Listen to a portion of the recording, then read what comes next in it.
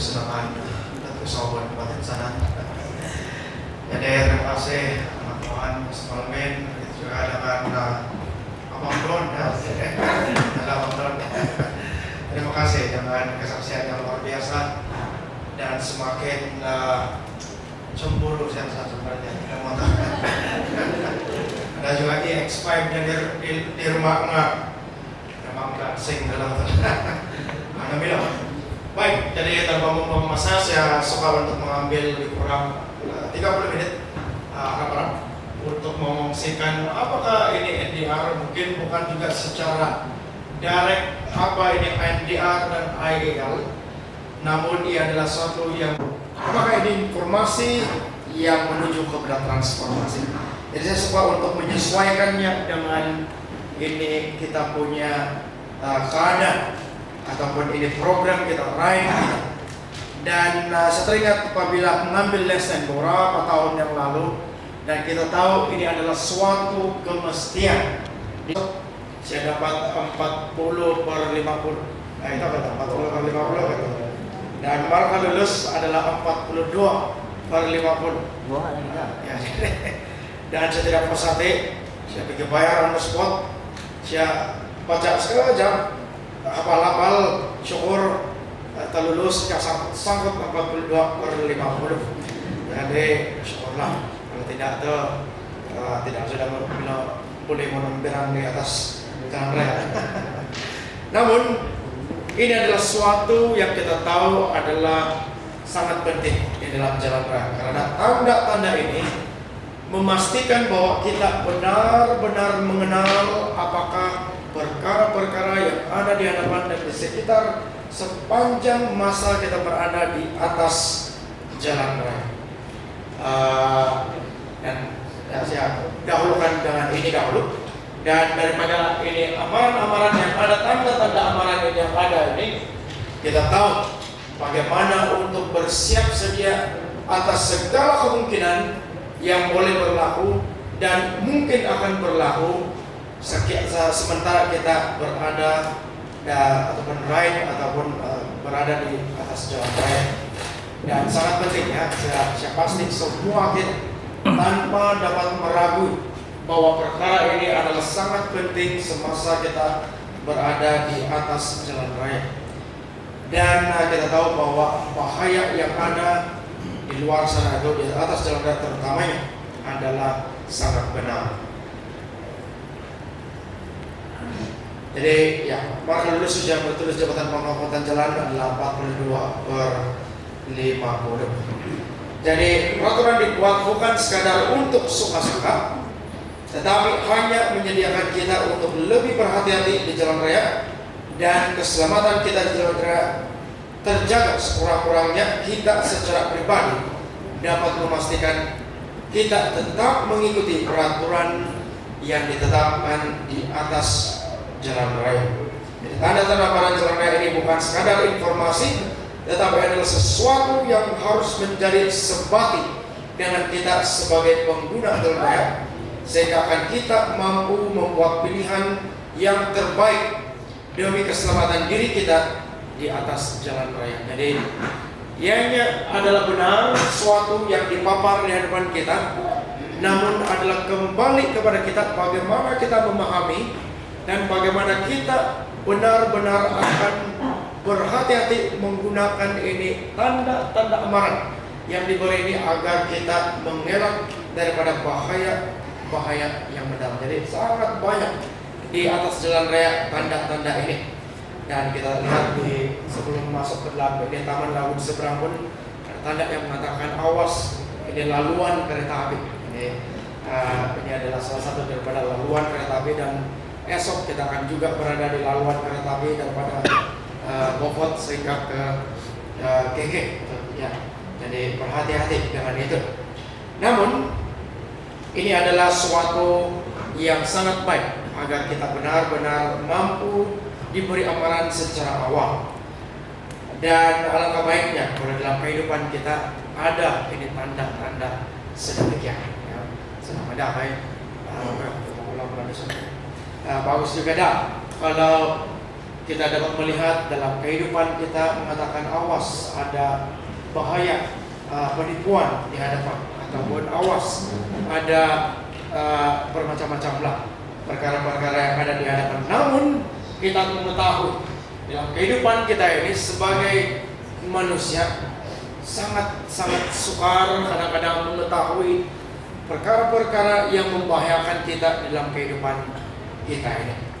Dan mungkin kita bertanya, bagaimanakah kita mampu untuk supaya kita benar-benar dapat melihat dan menyadari ini keperluan akan menyadari keperluan ada bahaya yang ada di hadapan, terutamanya di dalam kehidupan kita. Jadi satu katun yang ada di sini yang mengatakan pengetahuan adalah sebuah kekuasaan.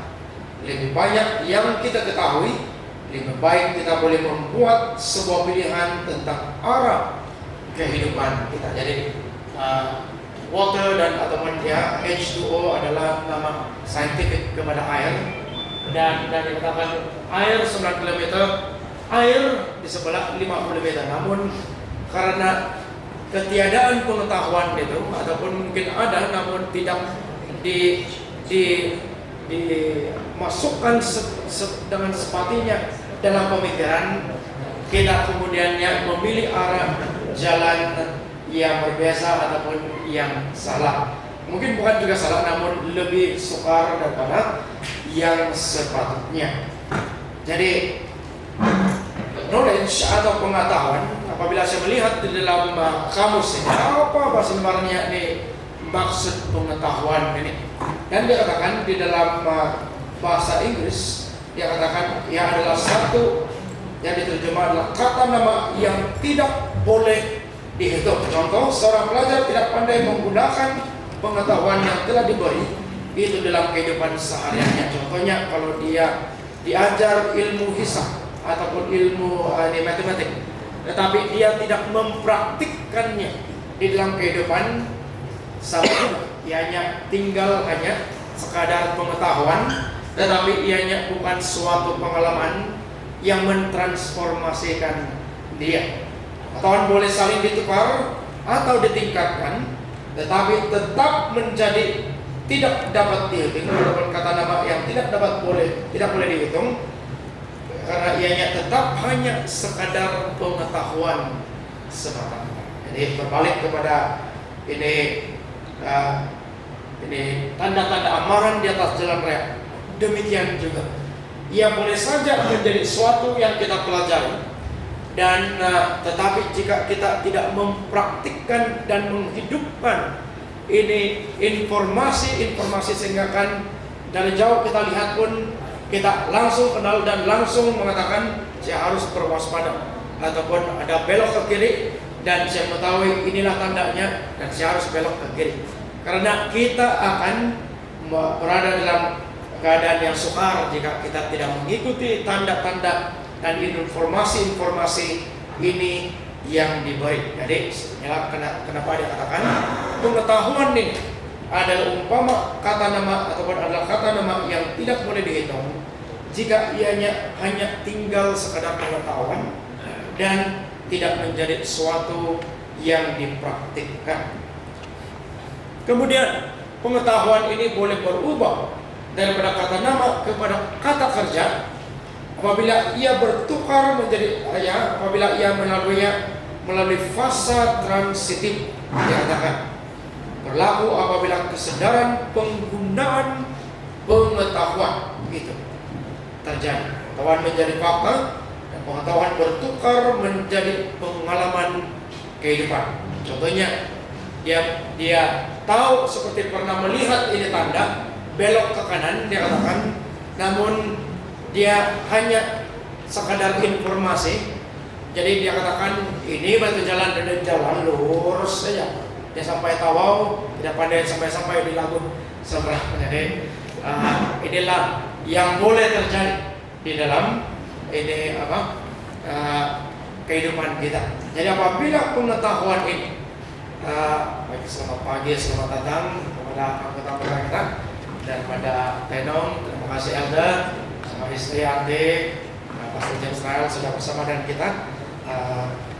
Jadi inilah ya, luar biasanya ini pengetahuan. Apabila pengetahuan ini berubah menjadi pengalaman dan ianya menjadi fakta, disinilah itu jalan pengetahuan dan menjadi fakta, maka ianya menjadi suatu kata kerja yang berarti kita akan kemudiannya mengetahui dan secara pribadi benar-benar ya mengikuti itu jalan seperti mana informasi ini sudah berikan kepada kita. Jadi inilah pengetahuan.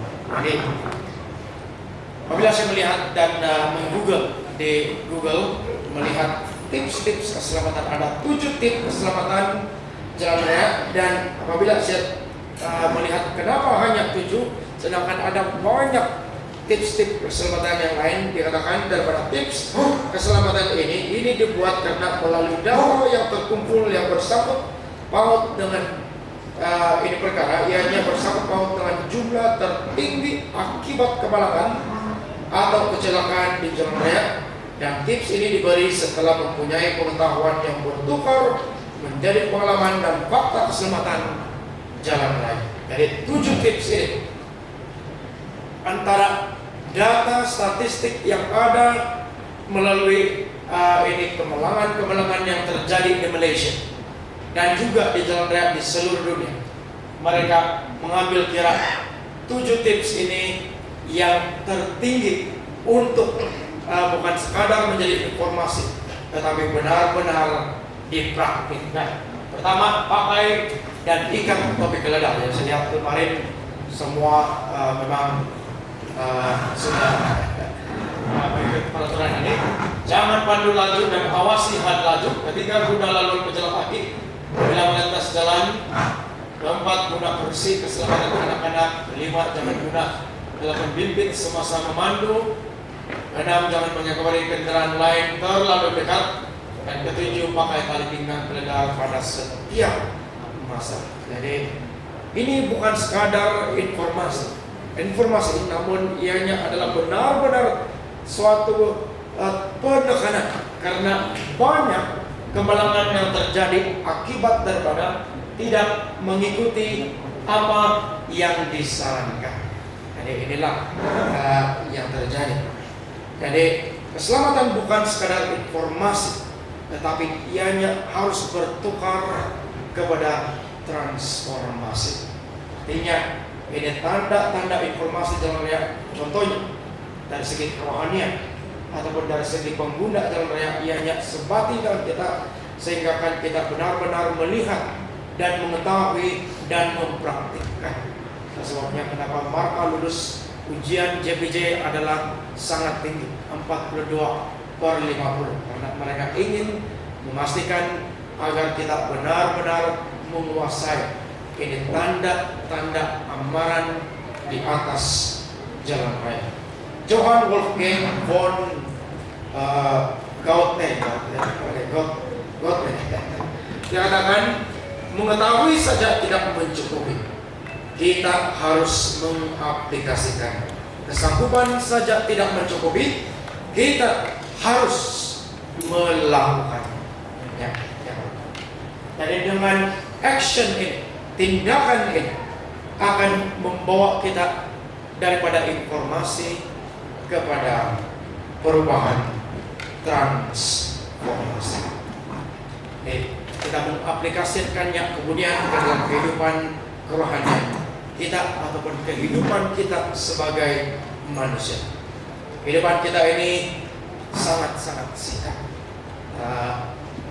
Kita kalau di dalam KKM dikatakan di Malaysia ini kita punya purata hidup adalah lebih kurang 73 hingga 75 tahun. Ini statistik purata umur di Malaysia. Namun ini kebanyakanlah kita boleh saja sampai ke 100 jika kita mengaplikasikan informasi yang mengubah dan mentransformasikan kita. Jadi inilah, namun satu persoalan ini harus kita ketahui dan sadari agar kita benar-benar dapat memilih apa yang terbaik untuk kehidupan kita di dalam kitab Amsal 9 ayat 10 mengatakan permulaan hikmah adalah takut akan Tuhan dan mengenal yang Maha Kudus adalah pengertian. Jadi satu-satunya yang mampu memegang kehidupan kita dalam dunia ini tidak lain dan tidak bukan adalah Tuhan. Dan hanya di dalam Tuhan kita mengetahui apakah di pangkal jalan kehidupan kita ini. Dan hanya dengan bermula, jika kita mencari titik permulaan yang terbaik dan yang terhebat adalah sememangnya di dalam Tuhan. Jika kita mau mencari kemudiannya informasi apakah dan bagaimanakah kita ini agar benar-benar dapat betul-betul mencari dan melihat dan juga menghidupkan apa yang Tuhan ajarkan kepada kita, tidak lain dan tidak bukan kita harus membuka Alkitab kita. Dan Alkitab ini kita tahu ia mengandungi suatu yang luar biasa, informasi. Ingat, ianya adalah informasi. Namun informasi ini adalah suatu yang menghidupkan. Dan kita tahu dalam Alkitab ini mempunyai banyak perkara yang sememangnya menjawab banyak persoalan yang ada dalam kehidupan kita. Pertama, kita tahu ia mengandungi kebenaran tentang penciptaan dunia. Kemudian ia mengandungi jawaban kepada kenapa dunia ini dipenuhi dengan perkara-perkara yang tidak baik. Dan kita juga mempunyai informasi dan juga hikmat daripada Alkitab ini tentang apakah kesudahan dunia ini. Dan yang paling baik atau yang paling luar biasa adalah bagaimana kita memperoleh janji keselamatan sejati selamanya.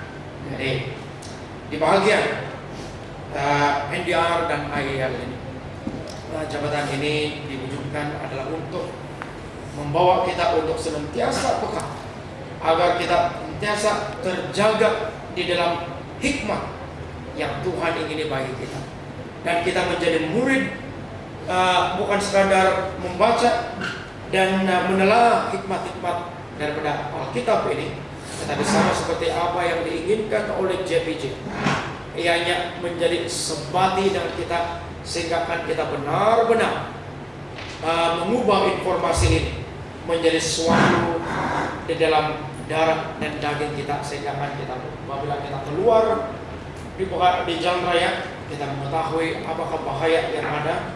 Dan bagi hikmat Alkitab ini pun, apabila kita keluar dalam kehidupan, menjalankan kehidupan kita mengetahui apakah jalan yang terbaik yang Tuhan ingini bagi kita. Dan inilah matlamat NDR dan IDR, sehingga ianya menjadi gaya hidup kita, ianya menjadi panggilan, bukan sekadar panggilan, tetapi menjadi identiti kita di dalam informasi yang Anda dan saya miliki dan hidupi daripada Alkitab. Kita tahu ayat ini pada Yohanes yang mengatakan akulah jalan dan kebenaran dan hidup yang dinyatakan oleh Tuhan Yesus. Jalan menuju keselamatan yang bukan saja diberitahu tetapi ditunjukkan kepada kita melalui firman Tuhan dan pimpinan Roh Kudus di dalam kehidupan kita. Yakobus 2 ayat 19 mengatakan engkau percaya bahwa hanya ada satu Allah saja, itu baik. Tetapi setan-setan pun juga percaya akan hal itu dan mereka gemetar. Lihat, sangat luar biasa ya. Mereka percaya dan mereka bahkan gemetar, namun tetap digelar setan-setan. Jadi kenapa? Ya, mereka percaya, mereka gemetar, namun mereka tetap dengan status sebagai setan. Jadi saya teringat semalam Pastor Amir sudah menceritakan sedikit pengalaman. Saya mau buka-buka pengalaman sedikit. Dan saya ini Guntalo juga, pasal Guntalo.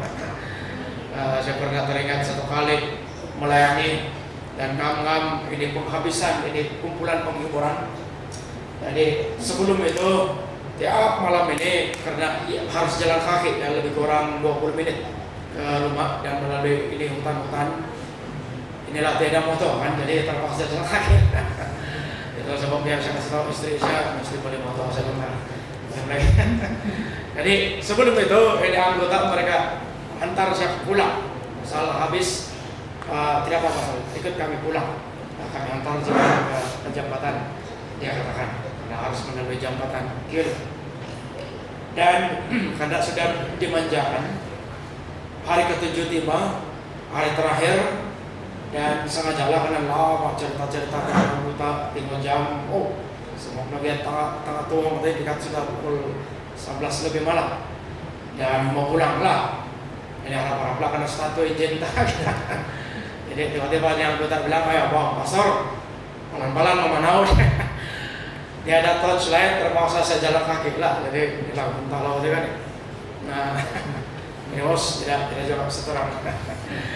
Jadi saya tidak hafal itu ayat-ayat yang waktu itu saya baru habis hafal abang. Saya baru habis cakap-cakap dan luar biasanya tidak juga pandai bangun itu yang sudah kena kubur. Nah terpaksa juga melimpas. Nah dia tahu kenapa, tapi pikir kalau dia bangun tiba-tiba dia masih membuat. Namun siapa pura-pura juga tidak lari lah. Pakai handphone punya lampu, lapalan jalan dan tidak ada juga. Namun saya teringat juga pengalaman di mana tetapi ada yang memanggil pastor datang karena anak kami kerasukan yang datang. Dan waktu itu saya masih ingat tahun lalu kami main bola di yayasan sama dan sudah pakai kasut, sudah masuk padang. Oh ya, mau main juga satu hap lah. Jadi saya kasih tahu orang mau berdoa dulu dan saya akan datang sebelah sini. Dan habis saja masa pertama langsung pergi. Dan saya masih teringat di mana apabila membuka itu pintu, wah dia sudah bersedia dengan kedatangan. Dia cakar itu lantai dan dia seperti gembira. Marilah kita beradu, dia bilang lebih kurang demikian. Dan memang semangat dan ada banyak apa yang terjadi, namun dia punya mata pun banyak terbalik dan dia coba menyerang. Ada 4 orang memegang, dia buang saja mereka. Dia coba menyerang, namun puji Tuhan menyertai, tidak kesampaian tangannya ya. Dan saya pasti itulah Tuhan. Dan memang sesuatu yang luar biasa. Dan rupanya apa yang berlaku adalah mereka sebelum bertemu ataupun mereka memanggil mereka ini punya uncle, dia sudah membawa mereka ke tabib Cina yang ada. Dan ini tabib dia katakan, oh terlalu kuat, dia katakan. Dan kami tahu kemudiannya dia hampir mati 1 minggu lebih. Dia sakit teruk, dia katakan, dan dia menelpon, apa yang berlaku. Dia tanyalah apa itu puasa di dalam itu budak, dia katakan, sehingga kan saya hampir mati. Dia bilang lah, namun inilah kuasa Tuhan yang menyertai. Dan puji Tuhan, anak-anak ini sudah sangat baik sekarang. Mereka sudah terus-menerus setia kepada Tuhan. Dan dia punya bapak mengatakan, saya mengaku, dia katakan sudah lama kami tidak berdoa bersama. Dan saya katakan kepada mereka, jika kamu tidak bermula untuk berdoa, berbakti bersama dan keluarga, selagi itu mereka akan datang. Dan memang benar, sebelum mereka terus berdoa atau berdoa bersama, macam-macam ini anak-anak nampak datang di rumah, di jendela, bahkan tidur-tidur di katil mereka, dia katakan, dan mereka ketakutan. Dan mereka kemudiannya berdoa, mereka berbakti bersama, bernyanyi bersama, dan puji Tuhan. Akhirnya ini anak-anak mengatakan langsung kepada ini rebun-rebun yang mengacau, jangan lagi kacau kami, karena kami ini adalah milik Tuhan. Dan langsung pada ketika itu sehingga sekarang mereka tidak lagi diganggu oleh kuasa. Namun yang luar biasa adalah lihat iblis, setan, mereka kenal Tuhan, bahkan mereka gemetar terhadap Tuhan. Namun karena mereka tidak mau ataupun memilih untuk memberontak dan tidak terus hidup dalam transformasi yang Tuhan berikan kepada mereka ini, mereka tetap bergelar sebagai setan. Jadi lihat betapa pentingnya bagi kita untuk terus memegang, bukan saja memegang ini hikmat yang diberi oleh Tuhan, tetapi menghidupkannya, sehingga kan Tuhan itu adalah tetap Tuhan yang menyertai kita. Dan inilah bagaimana Tuhan ini adalah Tuhan yang benar. Lukas 11 ayat 28 mengatakan, yang berbahagia ialah mereka yang mendengarkan firman Allah dan yang memelihara. Jadi inilah panggilan yang dia agar kita senantiasa bukan saja mendengar, tetapi memelihara firman Tuhan, sehingga kan kita kenal Tuhan, kita gemetar kepada Tuhan, dan kita berbahagia di dalam Tuhan, dan tidak seperti setan-setan yang kenal Tuhan, gemetar kepada Tuhan, namun tetap bergelar setan. Suatu guru yang baik adalah umpama lilin. Ia yang mengkonsumsi dirinya, tetapi terang itu menerangi jalan bagi orang. Dan inilah Tuhan Yesus. Dia telah datang ke dunia ini umpama sebuah, bahkan lebih daripada lilin. Dia telah mati bagi kita di kayu salib, sehingga akan menunjukkan dan ini jalan bagi kita agar kita tetap dapat mengikuti terang yang Tuhan tunjukkan kepada kita. Yohanes 11:10 mengatakan, aku datang supaya mereka mempunyai hidup dan mempunyainya dalam segala kelimpahan. Yesus 1:17-18 mengatakan, di sana dikatakan, dan meminta kepada Allah Tuhan kita Yesus Kristus, supaya yaitu Bapa yang mulia itu, supaya Ia memberikan kepadamu roh hikmat dan wahyu untuk mengenal Dia dengan benar, dan supaya Ia menjadikan mata hatimu terang, agar kamu mengerti pengharapan apakah yang terkandung dalam panggilannya, betapa kayanya kemuliaan bagian yang ditentukannya bagi orang-orang kudus. Dan lihat janji Tuhan ini, itulah sebabnya kenapa janji Tuhan ini adalah suatu janji yang luar biasa. Jalan menuju Yesus, katakan kita memerlukan pertolongan Tuhan dalam semua perkara yang kita rancangkan. Segala keinginan kita untuk membuat perkara yang baik tidak terlaksana tanpa pertolongan dari surga. Tuhanlah satu-satunya harapan kepada orang-orang berdosa. Dan buku Evangelism 30, surah 30, rangkaian yang ketiga mengatakan tiada masa untuk disia-siakan. Kita tidak masa untuk dibuang. Kiamat sudah hampir. Laluan dari satu tempat ke satu tempat yang untuk menyebarkan kebenaran tidak lama lagi akan dilindungi dengan bahaya di sebelah kanan dan di sebelah kiri. Segala-galanya akan diletakkan untuk menghalang jalan para utusan Tuhan, sehingga mereka tidak dapat melakukan apa yang mungkin mereka lakukan sekarang. Kita mesti melihat kerja kita secara adil di hadapan dan maju secepat mungkin dalam peperangan yang agresif. Jadi dia mengambil dan menyamakan perkara ini, penyebaran Injil ini, penyebaran janji ini, keselamatan ini sebagai peperangan. Dan inilah panggilan daripada hamba Tuhan. Yesaya 50 ayat 4 sesuai dengan ayat ini yang mengatakan, Tuhan Allah memberikan kepadaku lidah seorang murid, supaya dengan perkataan aku dapat memberi semangat baru kepada orang yang letih lesu. Setiap pagi ia mempertajam pendengaranku untuk mendengar seperti seorang murid. Jadi pasti semua kita diberkati dengan kesempatan melayani yang sudah kamu lakukan pada hari kemarin. Jadi berikan dukungan kepada setiap satu kita. mereka diberkati.